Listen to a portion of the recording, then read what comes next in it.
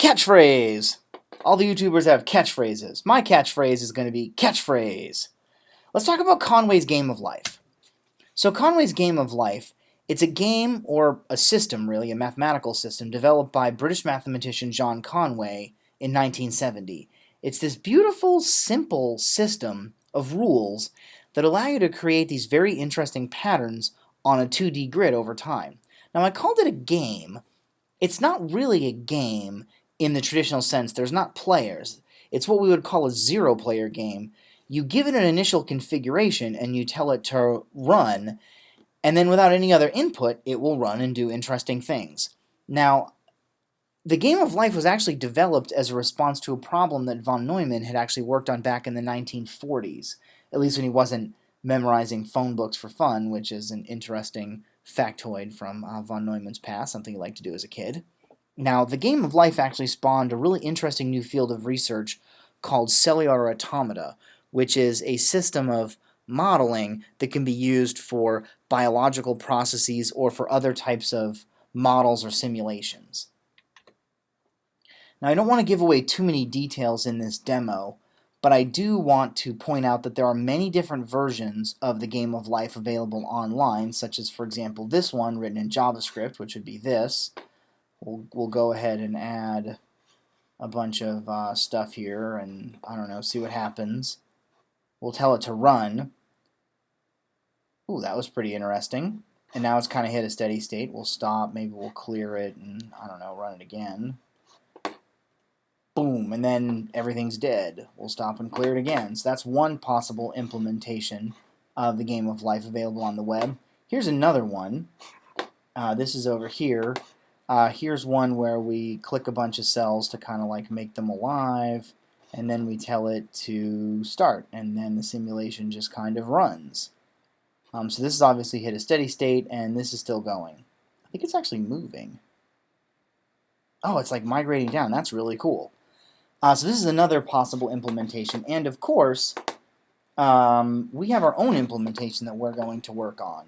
So we can, you know, make some cells alive or dead, we can tell it to go, and then we can stop it, we can run it one step at a time, and that's what's going on. So it's a very, very interesting system here, Conway's Game of Life, and you can use Google to find other variants, other varieties online.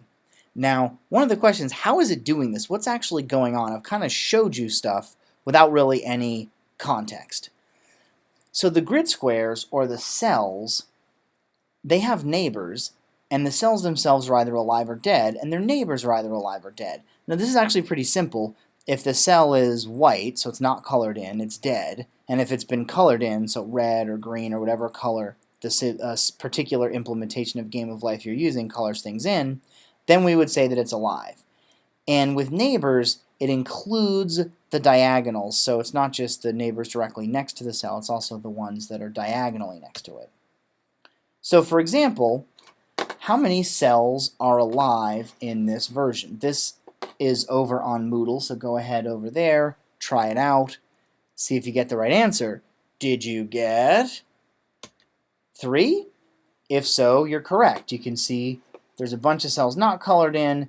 These 3 cells are colored in. So there's 3 cells that are alive. There's also this great philosophical question that I threw in here. Are zombies alive? I don't really know. I mean, there's a lot of pop culture and films that we could cite to try to figure out if zombies are alive or not. But that's a discussion for another time.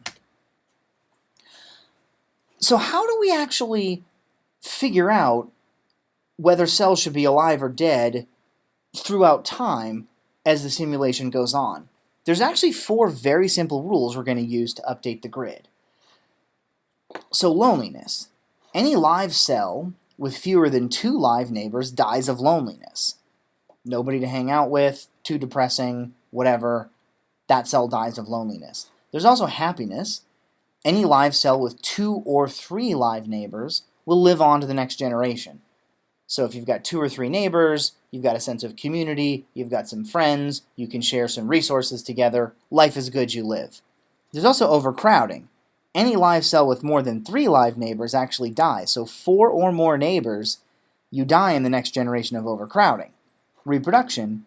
any dead cell with exactly 3 live neighbors will actually become a live cell. So those 3, they're able to reproduce and produce a new cell in the previously dead cell that is intersecting, touching next to those 3 live neighbors. I don't really know how the reproduction works there. I'm not going to get into that too much, but it's kind of like science fiction reproduction where you've got like 3 beings or 3 cells and entities, and they get together and produce a 4th one through some process of like genetic engineering and cloning or something. I'm not really sure. I'm not going to dig into that one too much. So here we go. Here's our grid. Here's our cells. What is going to happen to the cell at row 2, column 2? Try this out on Moodle. I'll give you a chance. Did you come up with, dang it, did you come up with B, it lives? If so, you're correct. The cell at 2, 2 is going to live because it has exactly 2 live neighbors. 1, 2. Now it doesn't have 3 live neighbors because we don't count itself. It only has 2 live neighbors, this one and this one. Right, so the cell at 2, 2, we don't count itself when we're counting its live neighbors. That's going to be very important when you actually implement this. How many live cells will there be after 2 generations? So we're going to do 1 generation and then another generation. And then at that point, how many live cells? Try this out on Moodle. Did you get 0? If so, you're correct. So with this particular initial configuration, if we run this, after 2 generations, there will be no live cells left. And here's why. So if this is the first generation, this is what it'll look like after 1 generation. So this is the initial condition. After 1 generation, here's what we have, and here's why. This cell, we already know, has 2 live neighbors, so it lives. This cell is dead, but has 3 live neighbors, so it becomes alive. This cell has only 1 live neighbor, so it dies. This cell has only 1 live neighbor, so it dies. So this is what we end up with in the next generation. Now, the generation after that, both these cells die.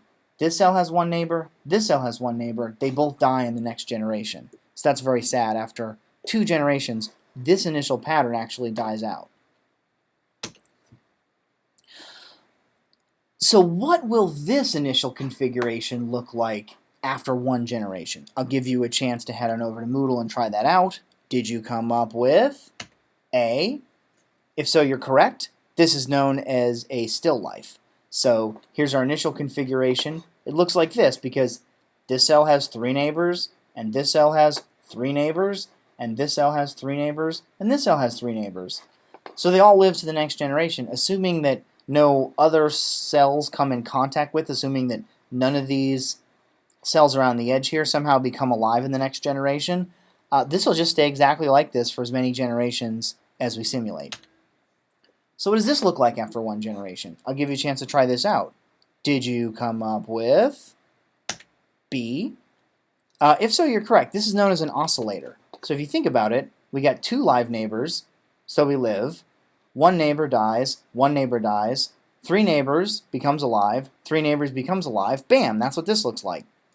But then with 1 more generation passes, it looks like this again. And it actually oscillates, it bounces back and forth between these 2 configurations. So assuming that nothing around its edges change, it'll just bounce back and forth between these forever. Let's try this one more time. What does this look like after 1 generation? Try it out. Did you come up with C? If so, you're correct, right? We've got 3 neighbors, so that becomes alive. 3 neighbors, 3 neighbors, 3 neighbors. Those all, the 4 corners become alive. This one in the middle, overcrowded, bam, that's going to die. So that's just a little bit about Conway's Game of Life. The 4 simple rules, the grid, and then simulating a bunch of different generations where you figure out what's going to happen to each cell. So it's actually very simple, it's very elegant, but it's very powerful and actually allows you to do some very interesting and non-trivial simulation. So we're going to be doing an assignment based on this where you're going to actually implement the Game of Life. You're not going to write the graphics for it. So if we think about our Blue Jay project here, all of the graphics are actually written for you. You're just going to write functions that kind of manipulate the cells, whether they're alive or dead. So you're not going to have to worry about how to get all this graphical stuff to work. You'll learn that later on in the CS major. Just implement the underlying logic, essentially take those 4 simple rules and be able to apply them to a bunch of different grid squares. And so that's what we're going to do. Thanks for listening, and I'll talk to you soon.